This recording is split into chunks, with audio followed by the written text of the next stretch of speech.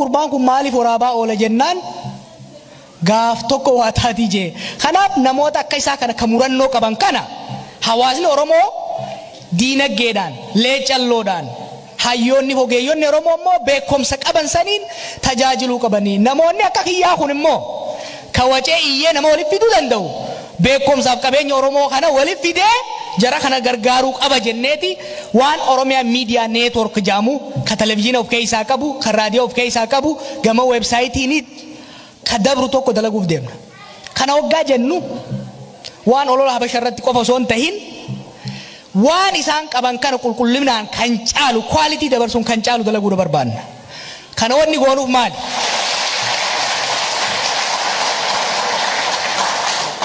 Wanni cunqursaan biyya adda addaatitti kolonializimii keessa ka qawweeti miti guddaan waan mataa namarra godhanii guddaa. Kunis yeroo hunda uummanni cunqurfame nuti namaa gadi jarri sun nurra wayya aboo Oromoo waliin taatu aboo Oromoon kanan gootu woo amaarri bar nurra waa hedduu qaba haja'u sun cabsuudha barbaanna jechuudha. Kana garagalchinee Oromoon akka ijoollee teenyaa sanitti amaarri immoo likka inda Oromoo jechuu akka jan barbaanna jechuudha.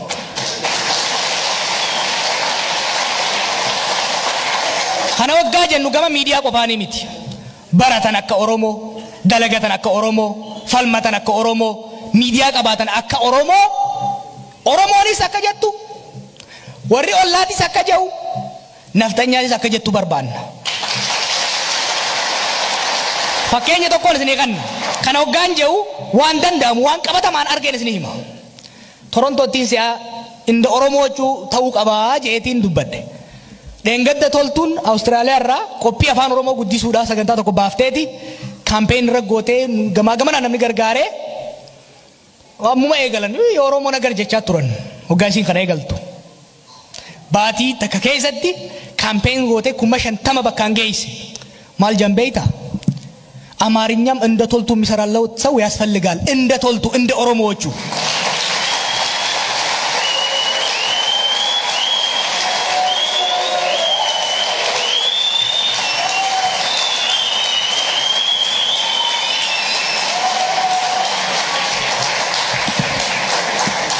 ትዊተር ረጅላላላ ትዊተር ረ ሲዱን ደበ ትዊተር ረ አማርኛም እንደ ቶልቱ የሚሰራለት for first time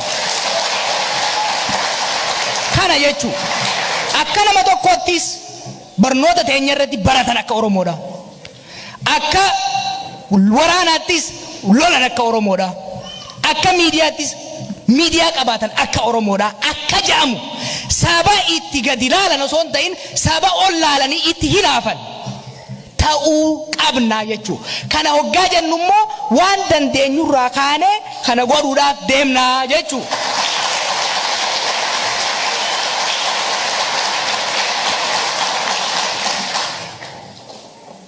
Miidiyaa kana hedduu aadaa isiniin galuu hanga dandeenyetti bikkanni keenya yeroo gabaabaa keessatti as ba'uudhaaf deema nu gargaaraa waan qabdaniin warri ogummaa qabdan warri injiinaroota taatan warri faayinaansii keessa jirtan warri adda addaa nu ta'a. Miidiyaa kanarraa wanni barbaannu maali? Tokko dantaa Oromoo irratti hundaa'ee qaanii takka malee akkuma reefu jeetti waan Oromoo boonsu Oromoo jidduutti immoo kan balaa waliin facaasaa oolu osoo hin ta'in kan nageenyaa fi araara jaalala Oromummaa dhaadheessu akka ta'u barbaanna hanga dandeenyetti garaagarummaa Oromoo jidduu jirtuun akka wal dandeessisu seeraa fi heera baafnu irratti namoota achi keessatti namannu irratti deemsisuu barbaanna. San qofaa miti. Oromootiin wanni tokko baddaa. Wanni addunyaa jijjiiramu jirtu keessa zabana hangafoonni keenya kun falman san namni ifirraa baheeti lubbuu isaa Oromoof kanna. Arrallee ni kanna. Haa ta'u immoo biyya alaa namni jiru kun lubbuu fi kennuun kophatti gahaa miti. Jiruudha isa barbaachisa biilaatu isarra jira jechuudha. Kanaaf ijoollee gaazexaa waan kana dalaguu deemtu kaameramaan warra produuseroota kana hunda hanga dandeenyeen kafallee fi ganama bahee dalagaatii jehee Oromoo tajaajiluun Oromoo fi Oromummaa waan damooza namaa kafaltuu fi waan ittiin jiraachuu danda'an akka taatu barbaanna. Kanaaf nu gargaara.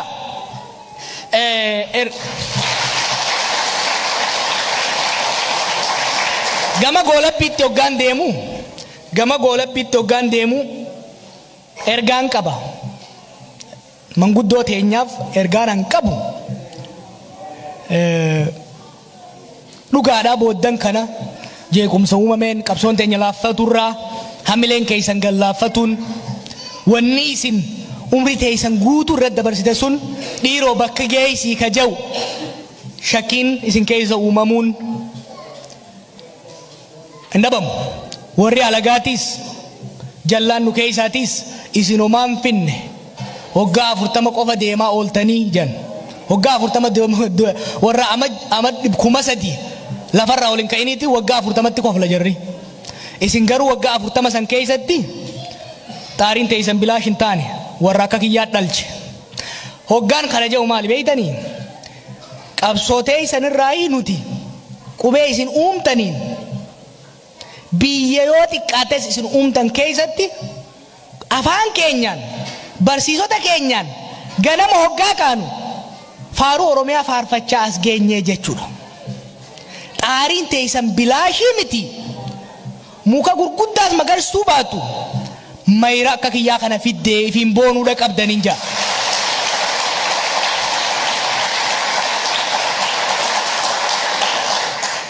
Dhugaadha dargaggeessi hedduun yoo ta'es akka keessanitti finiinee dhaadannoodhaan bosona galuu baatus namni numa jira. Ijoollee hedduudhaa jira. Hangaan beekutti ijoolleen an beekurraa ijoollee daaddaa tiyyaatirraa waggaan dubbadhe yoo xiqqaate injifannoolee isin asiin geessan Oromummaa teenya Oromiyaa teenya tiifannee injifannoolee asiin geessan tan eegsisuudhaaf dandeettiillee ni qabna. Murannollee dhaloota qabu asiin geessanii waan takka yaadinaa taanaa waadaan isinii gala.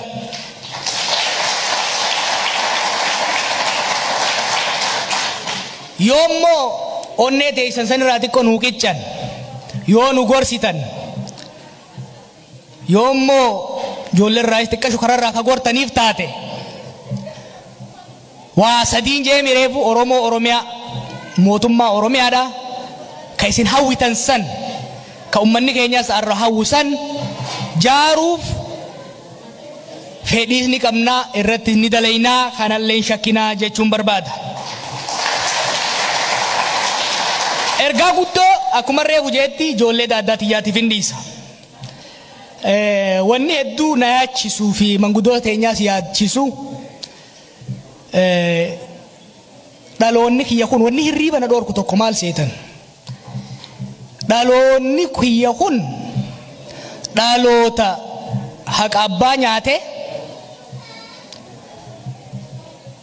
achumaan rafu dhaloota maqaa abbaa ol kaasu moo ka maqaa abbaa arrabsiisu ka jedhu sun hedduu na shakkisiisa. Gama tokkoon hoggaan laalu abdiinaa kanna gama kaaniin immoo shakkiin of keessaa qaba.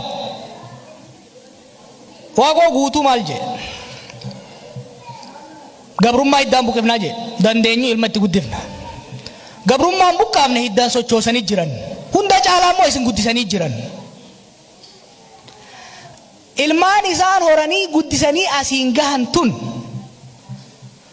gabrummaa isaan hiddaan buqqaasan san achi dhiibee kuffisuu baannaan ilmaa intala shuumoo abbaan affeelee nyaatee rafu taana. Ilmaa intala haqa isaanii huurkaa isaanii bilaashi balleeyse taana.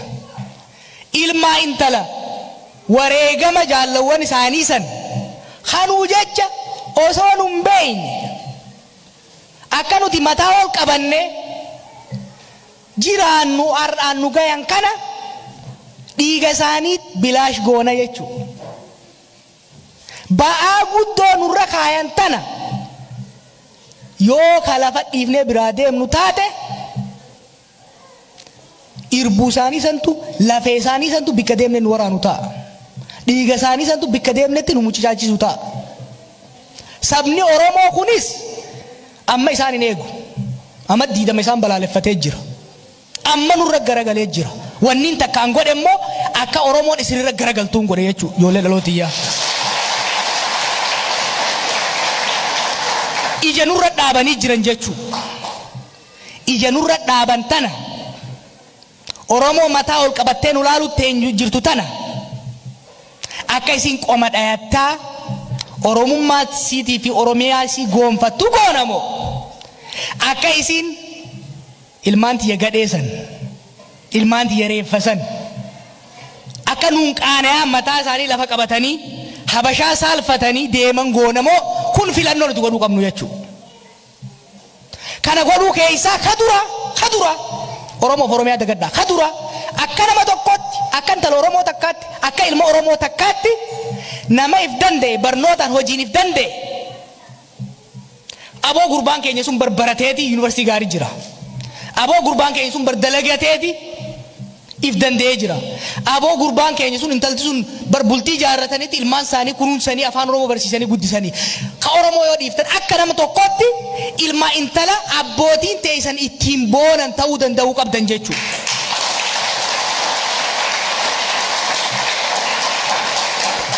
Yoo san taatan qofa yoo san taane qofa yoo baranne beekumsa nuu ta'u kadamaaf ta'uus geenya jechuudha.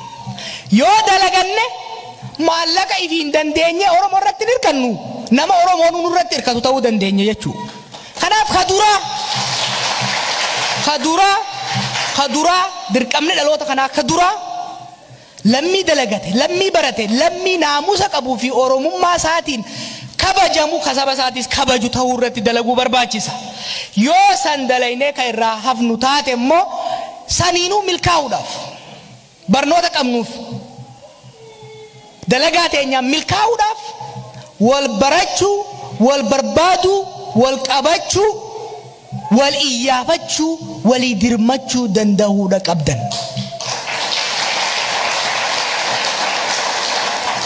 Akka ilma Oromoo tokkotti Oxford yoo seente yuunivarsiitii guddaadhaa ittiin boonta.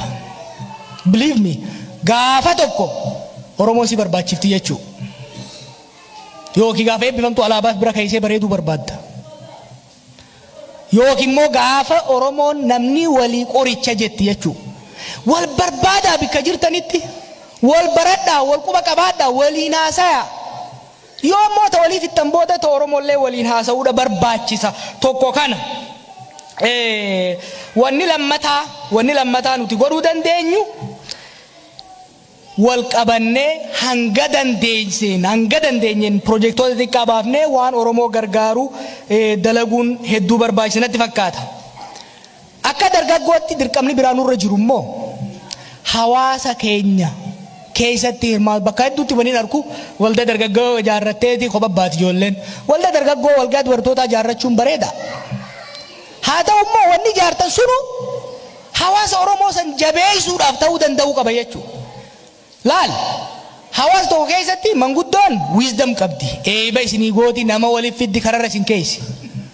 Kawaa baadhatuu qabu. Kawaa falatuu qabu. Isini afooshaa jira gandaan an guddadhetti. Afooshaan tun ka dubartootaa qabdi, ka dhiiraa qabdi, ka manguddoodhaa qabdi. Manguddoo wal geesseeti eeba gooti ka muka falatu. Kadaqee haara waacu ka bishaan waraabu dargaggoodha jechuudha. Kanaaf hawaasa irraa hin dheessina. Kophatti gaafa jimmataa paarii godhuu yoo barbaaddan. Fine. Gaafa saftii gaafa sanbata duraa immoo yoo hawaasni ka dhufu taate hawaasa san tajaajiluu qabdan jechuudha. Irra hedduutti immoo manguddoon keessa jirtu tana. Ta'a osoo isinii falmattu ilmaanuun horin tana. Hedduun isaanii manguddoon keessa qaban jiran ilmaanuun qaban. Zabana silaa fuudhanii ilmaan itti horan san bosona keessaa naftanyaa isinirraa lolaa turan jechuudha. Ilmaan isaanii isinii manguddoo kana tajaajiluu qabdan jechuudha. Manguddoo kana tajaajiluu kunuunsuu hubachuu qabna jechuudha. Kana waggaan jiru villaa keessa galchaa osoo hin ta'in isinummaan akkam ooltan jettanii bilbilaan dubbisuun qalbii isaanii wayyeessa ni gammachiisa. Kun hedduu barbaachisaadha. Hawaasa keessan tajaajiluun hedduu barbaachisa. Gurbaan kun maaliif waraabaa oola jennaan gaaf tokko waa taati jee. Kanaaf namoota akka isaa kana ka murannoo qaban kana hawaasni Oromoo diinagdeedhaan leecalloodhaan hayyoonni hogeeyyoonni Oromoo immoo beekumsa qaban saniin tajaajiluu qabanii namoonni akka kiyyaa kun immoo kawacee iyyee nama waliif fiduu danda'u beekumsaaf qabeenya Oromoo kana waliif fidee jara kana gargaaruu qaba jenneeti waan Oromiyaa Media Network jaamu ka televiziyoona of keessaa qabu ka raadiyoo of keessaa qabu gama weebsaayitiin ka dabru tokko dalaguuf deemna kana hoggaa jennu waan olola Habasha irratti qofa osoo hin tahin waan isaan qaban kana qulqullinaan kan caalu quality dabarsuun kan caalu dalaguu barbaanna kana wanni goonuuf maali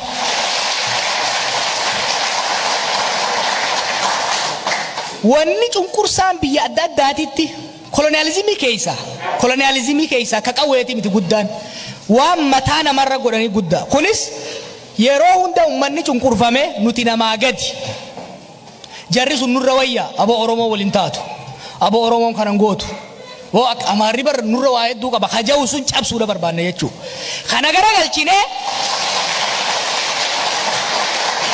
garagalchine Oromoon akka ijoollee teenyaa sanitti amaarri immoo ልክ እንደ ኦሮሞዎቹ አከጃን በርባና የቹ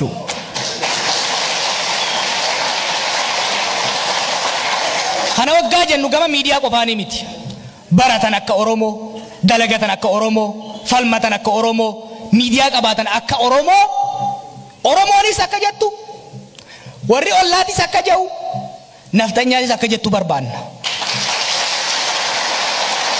fakkeenya tokkoon isin eeganna kana waggaan jedhu waan danda'amu waan qabatamaan argeen isin hima Torontootiin si'a inda Oromoochu ta'uu qabaa jeetiin dubbadde Dengadda toltuun Awustiraaliyaa irraa qophii afaan Oromoo guddisuudhaaf sagantaa tokko baafteeti kaampeen irra gootee gamaa gamanaan namni gargaaree waamuma eegalan Oromoo nagar jechaa turan hoggaa isiin kana eegaltu baatii takka keessatti kaampeen gootee 50,000 bakkaan geesse maal jambeeyta አማርኛም እንደ ቶልቱ የሚሰራለው ሰው ያስፈልጋል እንደ ቶልቱ እንደ ኦሮሞዎቹ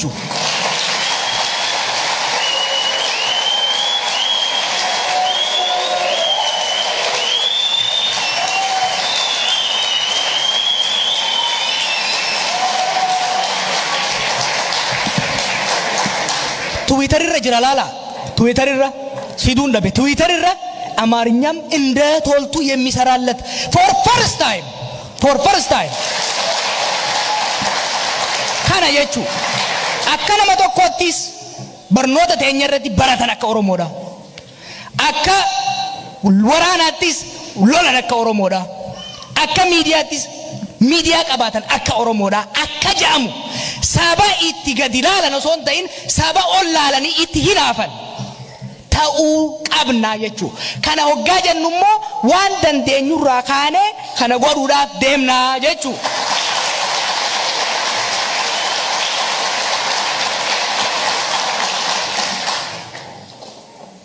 miidiyaa kana hedduu aadaa isin hin galu hanga dandeenyetti bikkanni keenya yeroo gabaabaa keessatti as ba'uudhaaf deema nu gargaara waan qabdaniin warri ogummaa qabdan warri injiinaroota taatan warri faayinaansii keessa jirtan warri adda addaa nu ta'a miidiyaa kanarraa wanni barbaannu maali tokko dantaa Oromoo irratti hundaa'ee qaanii takka malee akkuma reefu jeetti waan Oromoo boonsu Oromoo jidduutti immoo kan balaa waliin facaasaa oolu osoo hin ta'in kan nageenyaa fi araara jaalala Oromummaa dhaadheessu akka ta'u barbaanna hanga dandeenyetti garaagarummaa Oromoo jidduu jirtuun akka wal dandeessisu seeraa fi heera baafnu irratti namoota achi keessatti ramannu irratti deemsisuu barbaanna san qofaa miti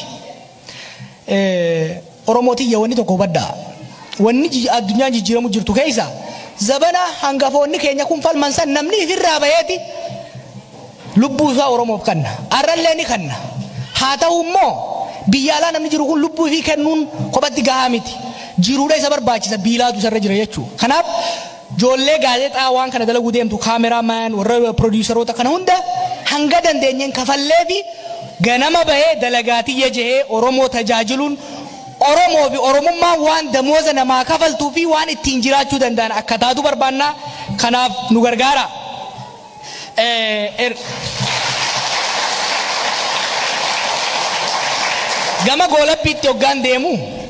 gama goolabbiitti hoggaan deemu ergaan qaba manguddoo teenyaaf ergaan an qabu dhugaadhaa booddan kana jeequmsa uumameen qabsoon teenya laaffaturraa hamileen keessan gallaafatuun wanni isin umri teessan guutuu irratti dabarsite sun dhiiroo bakka geessii ka jau shakkiin isin keessa uumamuun hin dhabamu. Warri alagaatis jallaan nu keessaatis isin homaan finne waggaa 40 qofa deemaa ooltanii jan waggaa 40 warra ama 3,000 lafarraa waliin ka'iniiti waggaa 40tti kofla jirri. Isin garuu waggaa 40 san keessatti taariin teessan bilaash hin taane warra akka kiyyaa dhalche. Hoggaan kana jedhu maali beeytanii? Qabsootee isanirraa nuti qubee isin uumtaniin biyya yoo xiqqaates isin uumtan keessatti afaan keenyaan barsiisota keenyaan ganama hoggaa kaanu faaruu Oromiyaa faarfachaa as geenyee jechuudha. Taariin teessan bilaashii miti.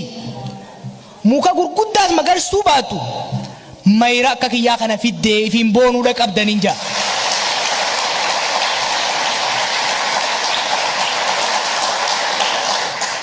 Dhugaadha dargaggeessi hedduun yoo ta'es akka keessanitti finiinee dhaadannoodhaan bosona galuu baatus namni numa jira. Ijoollee hedduudhaa jira. Hangaan beekutti ijoolleen an beekurraa ijoollee daaddaa tiyyaatirraa waggaan dubbadhe yoo xiqqaate injifannoolee isin asiin geessan Oromummaa teenya Oromiyaa teenya tiifannee injifannoolee asiin geessan tan eegsisuudhaaf dandeettiillee ni qabna. Murannollee dhaloota qabu asiin geessanii waan takka yaadinaa taanaa waadaan isinii gala.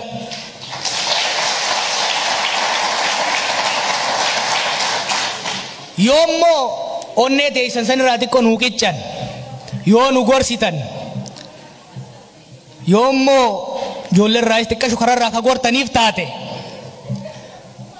waa sadiin jee mireefu Oromoo Oromiyaa mootummaa Oromiyaadha ka isin hawwitan san ka ummanni keenyaas arra hawwisan jaaruuf fedhiis ni qabnaa irratti ni dalaynaa kanallee shakkinaa jechuun barbaada. Ergaa guddoo akkuma reefu jeetti ijoollee daaddaa tiyyaatiif hin dhiisa. Wanni hedduu na yaachisuu fi manguddoota teenyaas yaachisu dhaloonni kiyya kun wanni hirriiba na dhoorku tokko maal seetan? Dhaloonni kiyya kun dhaloota haqa abbaa nyaate achumaan rafu dhaloota maqaa abbaa ol kaasu moo ka maqaa abbaa arrabsiisu ka jau sun hedduu na shakkisiisa. Gama tokkoon hoggaan laalu abdiinaa kanna gama kaaniin immoo shakkiin of keessaa qaba. Waaqoo guutuu maal jee gabrummaa hiddaan buqifnaa jee dandeenyu ilmatti guddifna. Gabrummaan buqqaafne hiddaan sochoosanii jiran hunda caalaa immoo isin guddisanii jiran. Ilmaan isaan horanii guddisanii asiin gahan tun gabrummaa isaan hiddaan buqqaasan sana achi dhiibee kuffisuu baannaan ilmaa intala shuumoo abbaan affeelee nyaatee rafu taana. Ilmaa intala haqa isaanii huurkaa isaanii bilaashi balleeyse taana. Ilmaa intala wareegama jaallawwan isaanii san kanuu jecha osoo nun beeyne akka nuti mataa ol qabanne jiraannu har'aan nu gayan kana dhiiga isaanii bilaash goona jechuudha. Ba'aa guddoo nurra kaayan tana yoo ka lafa dhiifnee biraa deemnu taate irbuu isaanii santu lafee isaanii santu bikka deemne nu waraanu ta'a. Dhiiga isaanii santu bikka deemnetti nu muchachaachisu ta'a. Sabni Oromoo kunis amma isaan hin eegu. Amma diidama isaan balaaleffatee jira. Amma nurra garagalee jira. Wanni takkaan godhe immoo akka Oromoon isinirra garagaltuun godhe jechuudha. Ijoollee dhalootiyyaa. Ija nurra dhaabanii jiran jechuudha. Ija nurra dhaaban tana Oromoo mataa ol qabattee nu laalutti jirtu tana akka isin qoma dhayattaa Oromummaa siitii fi Oromiyaa sii goonfattu goonamoo akka isin ilmaan tiyya gadheessan ilmaan tiyareeffasan akka nuun qaana'aa mataa isaanii lafa qabatanii habashaa saalfatanii deeman goonamoo kun filannoo nuti godhuu qabnu jechuudha. Kana godhuu keessaa kadura Oromoo Oromiyaa dagaddaa kadura akka nama tokkotti akka intala Oromoo takkaatti akka ilma Oromoo takkaatti nama if danda'e barnootaan hojiin if danda'e aboo gurbaan keenya sun barbarateeti yuunivarsiitii gaarii jira. Aboo gurbaan keenya sun bardalagateeti if danda'ee jira. Aboo gurbaan keenya sun intalti sun barbultii jaarratanitti ilmaan isaanii kunuunsanii afaan Oromoo barsiisanii guddisanii ka Oromoo yoo dhiiftan akka nama tokkotti ilma intala abbootiin teessan ittiin boonan ta'uu danda'uu qabdan jechuudha.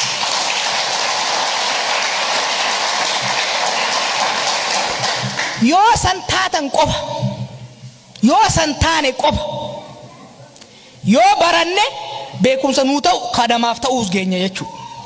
Yoo dalaganne maallaqa ifiin dandeenye Oromoo irratti hirkannu nama Oromoo nuun irratti hirkatu ta'uu dandeenya jechuudha.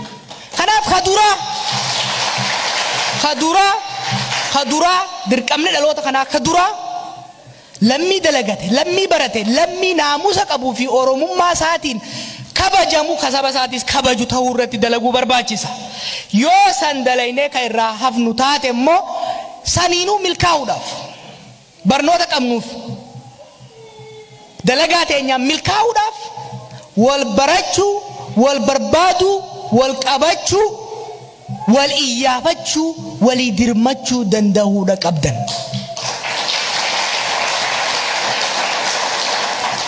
Akka ilma Oromoo tokkotti Oxford yoo seente yuunivarsiitii guddaadhaa ittiin boonta. Believe me gaafa tokko Oromoo si barbaachifti jechuudha. Yookiin gaafa eebbifamtu alaabaaf bira kaayisee bareeduu barbaadda. Yookiin immoo gaafa Oromoon namni walii qoricha jetti jechuudha. Wal barbaadaa bikka jirtanitti wal baradhaa wal quba qabaadhaa waliin haasayaa. Yoo moota waliif ittan booda ta'u Oromollee waliin haasa'uudha barbaachisa tokko kana. Wanni lammataa nuti godhuu dandeenyu wal qabannee hanga dandeenyeen projektoota xiqqaa baafnee waan Oromoo gargaaru dalaguun hedduu barbaachisanatti fakkaata. Akka dargaggootti dirqamni biraan nurra jiru immoo hawaasa keenya keessatti hirmaatu bakka hedduutti waliin argu waldaa dargaggoo ijaarratteeti kophabbaati ijoolleen waldaa dargaggoo walgaa dubartootaa ijaarrachuun bareeda. Haa ta'u immoo wanni ijaartan sunu hawaasa Oromoo san jabeessuudhaaf ta'uu danda'uu qaba jechuudha. Laal hawaasa tokko keessatti manguddoon wisdom qabdi. Eeba isinii gooti nama waliif fiddi kararra isin keessi. Kawaa baadhatuu qabu. Kawaa falatuu qabu. Isin afooshaan jira gandaan an guddadhetti. Afooshaan tun ka dubartootaa qabdi, ka dhiiraa qabdi, ka manguddoodhaa qabdi. Manguddoo wal geesseeti eeba gooti ka muka falatu. Ka dhaqee haara waacu ka bishaan waraabu dargaggoodha jechuudha. Kanaaf hawaasa irraa hin dheessina. Kophatti gaafa jimmataa paarii godhuu yoo barbaaddan. Fine. Gaafa saftii gaafa sanbata duraa immoo yoo hawaasni ka dhufu taate hawaasa san tajaajiluu qabdan jechuudha. Irra hedduutti immoo manguddoon keessa jirtu tana. Ta'a osoo isinii falmattu ilmaanuun horin tana. Hedduun isaanii manguddoon keessa qaban jiran ilmaanuun qaban. Zamana silaa fuudhanii ilmaan itti horan san bosona keessaa naftanyaa isinirraa lolaa turan jechuudha. Ilmaan isaanii isinii manguddoo kana tajaajiluu qabdan jechuudha. Manguddoo kana tajaajiluu kunuunsuu hubachuu qabna jechuudha. Kana hoggaan jiru viillaa keessa galchaa osoo hin ta'in isinummaan akkam ooltan jettanii bilbilaan dubbisuun qalbii isaanii wayyeessa ni gammachiisa. Kun hedduu barbaachisaadha. Hawaasa keessan tajaajiluun hedduu barbaachisa. Gurbaan kun maaliif waraabaa oola jennaan gaaf tokko waa taati jee. Kanaaf namoota akka isaa kana ka murannoo qaban kana hawaasni Oromoo diinagdeedhaan leecalloodhaan hayyoonni ogeeyyonni Oromoo immoo beekumsa qaban saniin tajaajiluu qabanii. Namoonni akka kiyyaa kun immoo ka wacee iyyee nama waliif fiduu danda'u. Beekumsaaf qabeenya Oromoo kana waliif fidee jara kana gargaaruu qaba jenneeti waan Oromiyaa Media Network jaamu ka televiziyoona of keessaa qabu ka raadiyoo of keessaa qabu gama websaayitiin kadabru tokko dalaguuf deemna. Kana waggaa jennu waan olola habasha irratti qofa osoo hin tahin waan isaan qaban kana qulqullinaan kan caalu quality dabarsuun kan caalu dalaguu barbaanna. Kana wanni goonuuf maali?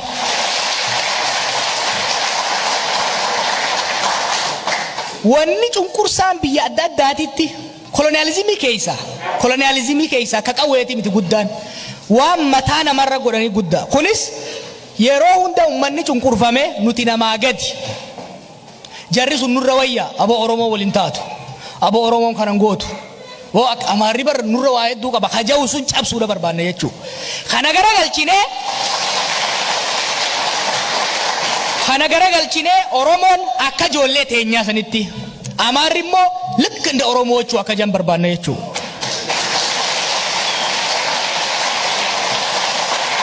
Kana waggaa jennu gama miidiyaa qofaanii miti. Baratan akka Oromoo, dalagatan akka Oromoo, falmatan akka Oromoo, miidiyaa qabaatan akka Oromoo. Oromoonis akka jettu, warri ollaatis akka jedhu, naftanyaanis akka jettu barbaanna. Fakkeenya tokkoon isin eeganna. Kana waggaan jedhu waan danda'amu waan qabatamaan argeen isin hima. Torontootiin si'a inda Oromoo jechuu ta'uu qabaa jeetiin dubbadde. Dheengadda toltuun Awustiraaliyaa irraa qophii afaan Oromoo guddisuudhaaf sagantaa tokko baafteeti kaampeen irra gootee gamaa gamanaan namni gargaaree waamuma eegalan Oromoo nagar jechaa turan waggaa isiin kana eegaltu.